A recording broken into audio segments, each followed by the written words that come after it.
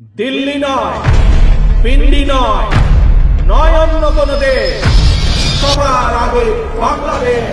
আসন্ন জাতীয় সংসদ নির্বাচনকে সামনে রেখে বিএনপির তৃণমূলে অস্থিরতা দিন দিন বাড়ছে। একদিকে সম্ভাব্য প্রার্থীদের প্রাথমিক তালিকা প্রকাশ, অন্যদিকে মনোনয়ন বঞ্চিত নেতাদের ক্ষোভ। সব মিলিয়ে বড় ধরনের বিভাজন তৈরি হয়েছে দলটিতে। মাঠ পর্যায়ে এই দ্বন্দ্ব শুধু সংঘাতই নয়, রাজনৈতিকভাবে বিএনপির অবস্থান দুর্বল করে দিচ্ছে। বিপরীতে লাভবান হচ্ছে জামায়াতে ইসলামী সহ বিএনপির প্রতিদ্বন্দ্বী দলগুলো।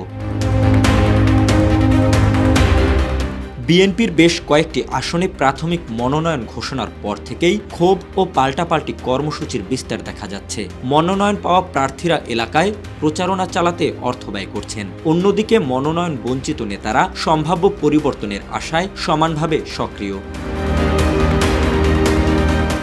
এই দুই পক্ষের কর্মী সমর্থকদের মধ্যে উত্তেজনা তৈরি হয়ে মহাসড়ক অবরোধ, বিক্ষোভ, সংঘাতমূলক মিছিল সভা পর্যন্ত গড়িয়েছে। এতে তৃণমূল বিভক্ত, সাংগঠনিক ঐক্য।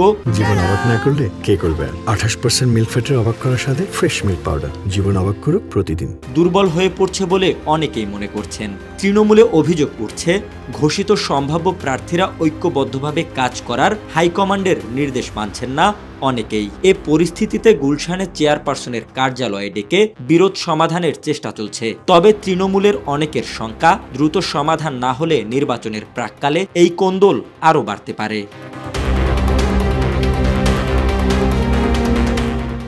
বিএনপির স্থায়ী কমিটি পরিষ্কার জানিয়ে দিয়েছেন, প্রকাশিত তালিকা চূড়ান্ত নয়, সম্ভাব্য তালিকা। কোনো এলাকায় পরিবর্তন দরকার মনে করলে অবশ্যই তা করা হবে। মাঠ পর্যায়ের বাস্তবতা ও যাচাই বাছাইয়ের উপর ভিত্তি করেই শেষ সিদ্ধান্ত হবে।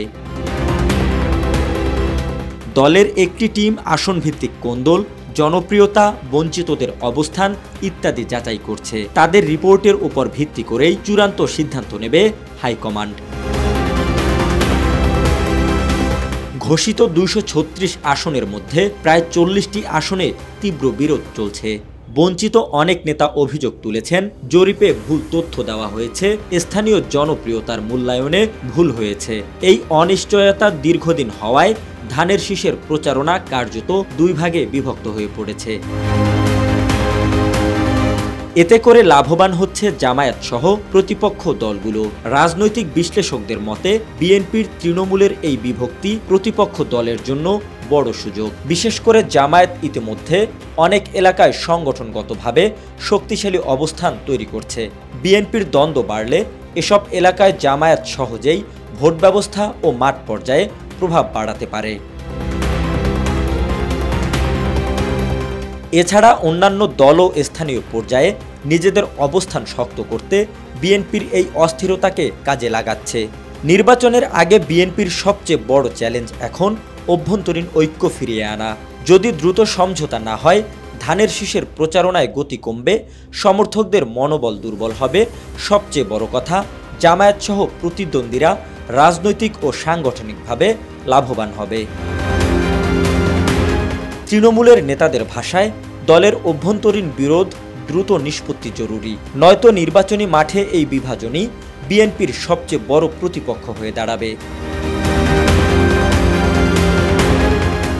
জহিরুল ইসলাম, জয় জয় দিন।